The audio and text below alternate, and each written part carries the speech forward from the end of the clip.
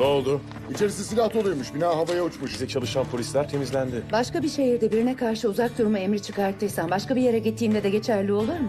Çıktığım bir adam vardı, sonra çok tuhaflaştı. Alo? Merhaba. Sen bulunması zor bir doktorsun. Ajan Korn, ATF. Çağınınki hoş geldin. Blaine karısı gerçekten çok tahrik edici.